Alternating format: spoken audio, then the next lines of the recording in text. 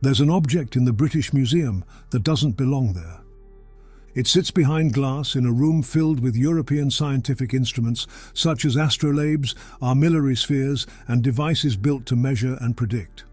However, this device wasn't designed to measure anything. It was built to see.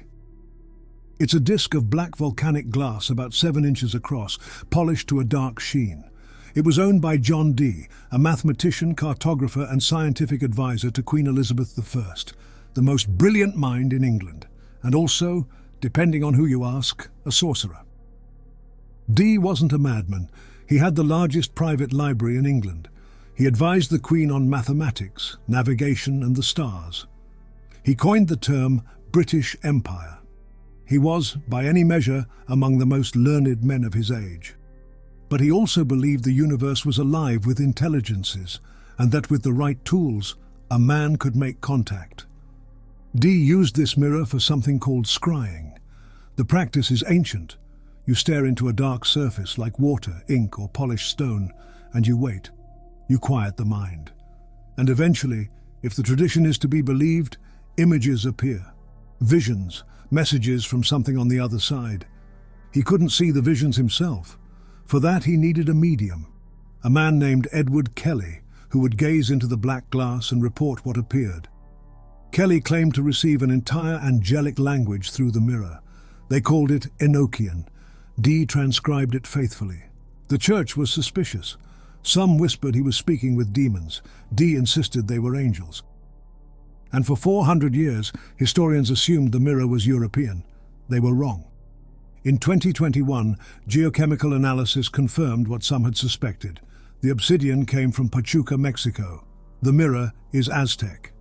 It was brought to Europe after the conquest and somehow made its way into the hands of a man who believed he could use it to speak with angels. The distinction may matter less than we think. Something was on the other side, something responded. Here's what makes this interesting. The Aztecs had a god called Tezcatlipoca. His name translates to smoking mirror. He was the lord of the night sky, god of sorcerers, of destiny, of the jaguar. He was associated with obsidian, the black volcanic glass, and he was depicted wearing mirrors, on his chest, in his headdress, sometimes in place of his severed foot. These decorations were functional. Aztec priests used polished obsidian mirrors for divination and ritual. They believed the black surface could capture something, the image, the soul. Tezcatlipoca was also called he who is at the shoulder. The Aztecs believed he followed you, invisible, watching. He knew your fate before you did. His mirror showed you your future self, the self you are becoming without knowing it. The algorithm does something similar. It reflects your preferences and predicts them.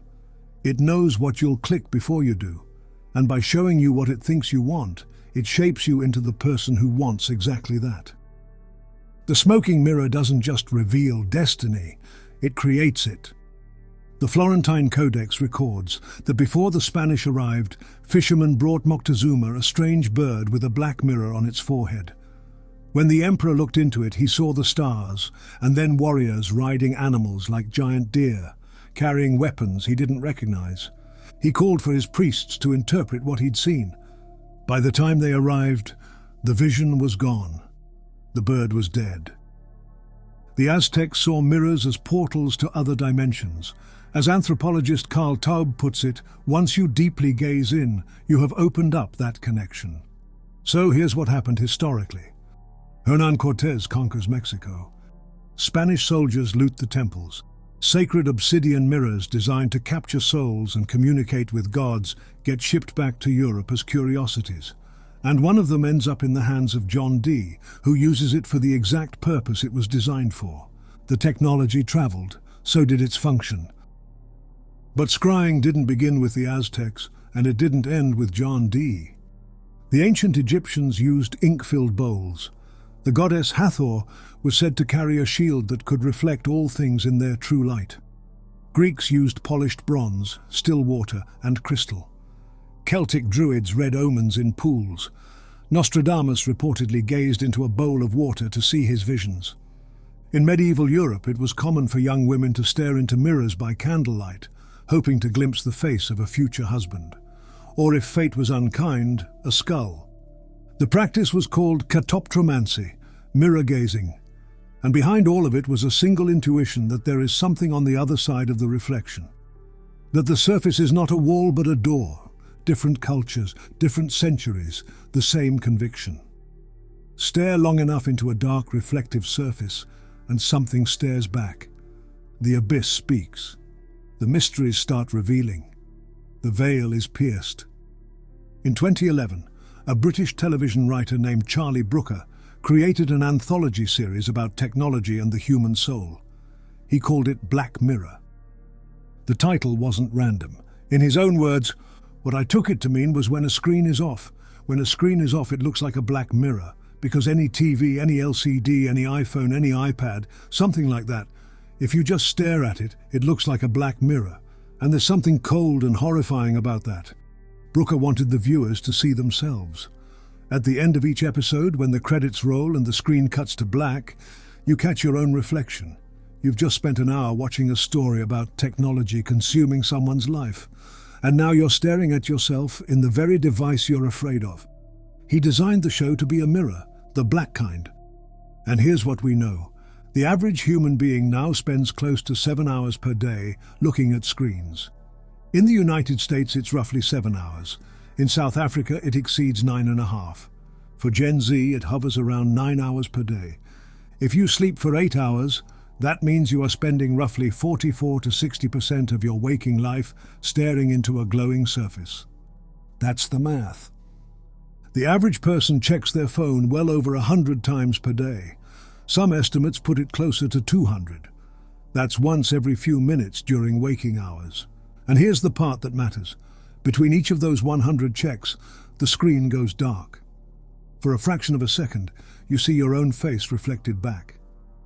We built a black mirror. We put it in every pocket on Earth, and we look into it 100 times a day. In 1949, a French psychoanalyst named Jacques Lacan presented a theory about how human identity forms. He called it the mirror stage. Between 6 and 18 months of age, an infant recognizes its own reflection for the first time. Before this moment, the child has no coherent sense of self, just a blur of sensations, a body experienced as fragmented and chaotic. Then comes the mirror. The infant sees itself as a unified image, a whole thing, a person, and something clicks. That's me. But here's Lacan's insight. The recognition is also a misrecognition. The image in the mirror is an ideal. A unified, coherent self that doesn't match the internal experience of being a fragmented, chaotic bundle of needs and drives. So the ego forms through identification with something external, something that isn't quite you, something that's out there. Lacan called this alienation. The self is constructed from the outside in. The ego is, in his words, an imaginary function, built on an image we mistake for ourselves. Here's the implication. The mirror shows us who we are, but it also creates who we think we are. And what it creates is an illusion we spend the rest of our lives chasing. The Greeks had a story about what happens when you can't stop chasing. Narcissus was a hunter from Thespiae, impossibly beautiful. Everyone who saw him fell in love, nymphs, mortals, gods. He rejected them all. One day, tired from hunting, he stopped at a pool to drink. And there, in the still water, he saw his own reflection. He didn't recognize it. He thought it was someone else. Someone finally worthy of his love. Someone who looked back at him the way he had always wanted to be seen. He couldn't look away. According to Ovid, Narcissus spoke to the reflection. Your gaze is fond and promising. I stretch my arms to you, and you reach back in turn. I smile, and you smile too. But every time he reached for the image, it scattered. He stayed there. He stopped eating. He stopped sleeping.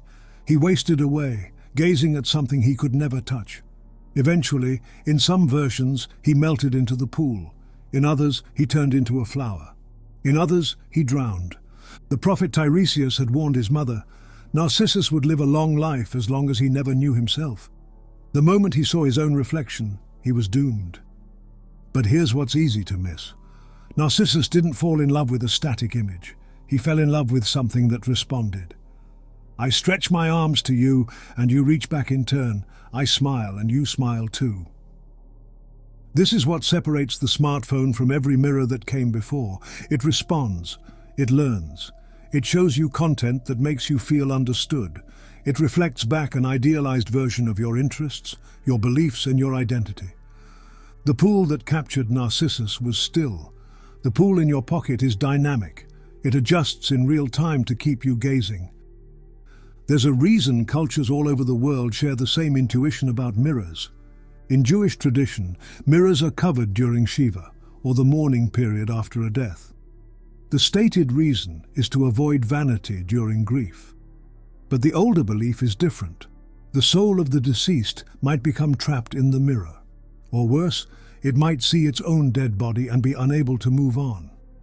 In Russian folklore, mirrors are portals to the spirit world. They're covered at night, especially if someone has died.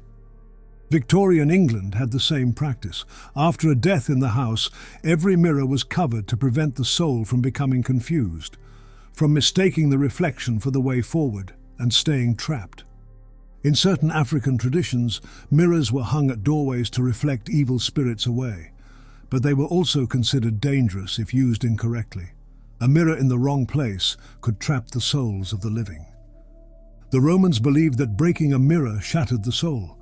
Since life renewed itself every 7 years, a broken mirror meant 7 years of spiritual recovery. 7 years of bad luck. In Japanese tradition, mirrors could be used to summon or communicate with spirits, but they could also trap them, especially the spirits of the dead. Different centuries, different continents, same fear. The reflection can capture you, hold you, keep you, and there's neuroscience beyond the mythology. Your brain has a network called the default mode network. It's most active when you're not focused on external tasks, when you're daydreaming, mind-wandering, reflecting on yourself. The default mode network is responsible for what researchers call self-referential processing. It's where you decide who you are, the part of your brain that constructs the story you tell yourself about yourself, your memories, your identity, your sense of continuity through time. And multiple studies have now shown that this network, specifically this network, is altered by problematic smartphone use. The architecture of self-construction is being remodeled by the device. The ancients covered mirrors when someone died because they feared the soul would become trapped in the reflection. Neuroscience suggests they weren't entirely wrong. One study found that the anterior default mode network, associated with self-processing and social motivation, predicted smartphone addiction through fear of missing out. The posterior DMN, associated with mind-wandering and inward attention, predicted addiction through negative emotional states, like anxiety and depression. In other words, the mirror captures attention, and if you stare into it long enough, it changes the structure of the thing doing the staring. The tech industry is trying to capture attention. They measure it in minutes. They optimize for it. They compete for it. They call it engagement. This is what our souls were reduced to. But attention is an interesting word. In Latin, it comes from attendere, or to stretch toward. Attention is the direction of consciousness.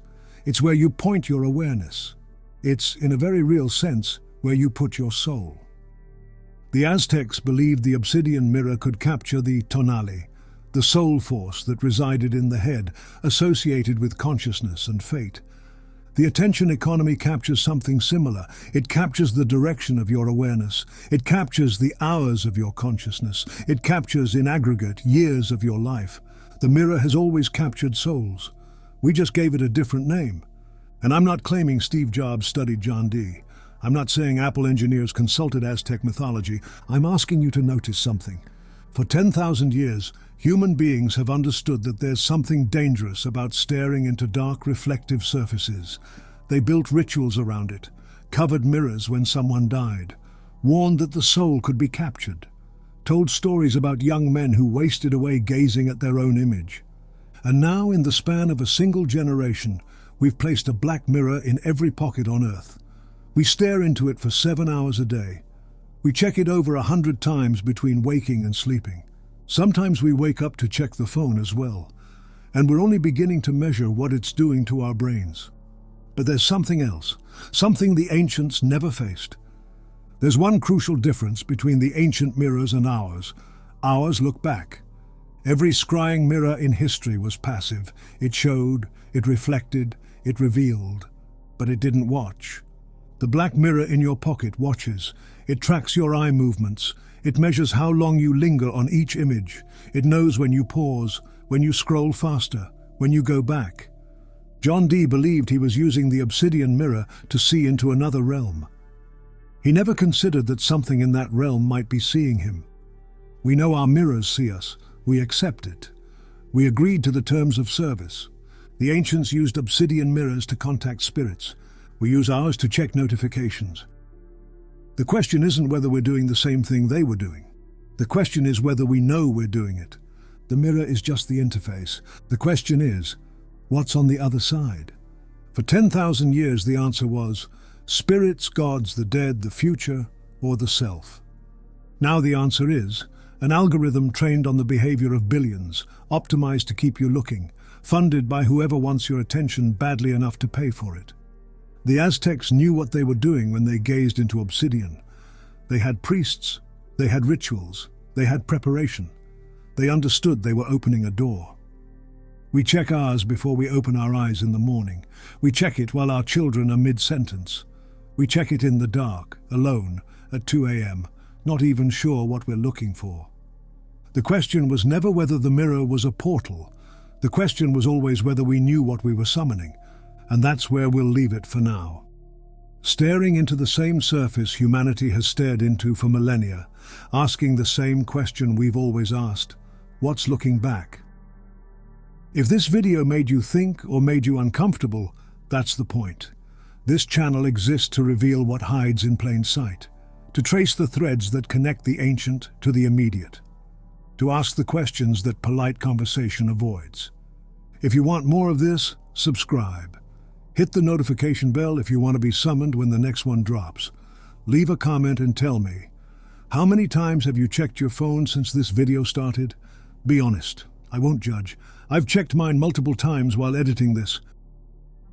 If you want to go deeper into the esoteric traditions, the psychological depths, the places YouTube's algorithm would rather you didn't go in public, there's the Soul tier on Patreon and YouTube, where I offer access to exclusive videos, such as the Hidden Biblical Codex, a 2-hour documentary that will blow your mind. Irevelato is an independent operation, no sponsors, no corporate backing, just one person trying to accelerate the encyclopedia before the library burns again. Your support, whether it's a like, a share, or a Patreon membership, keeps this going. Until next time, stay awake, stay curious, and be careful what you summon. Nothing comes from nothing, but something is definitely watching. Thank you for your attention. I mean that literally.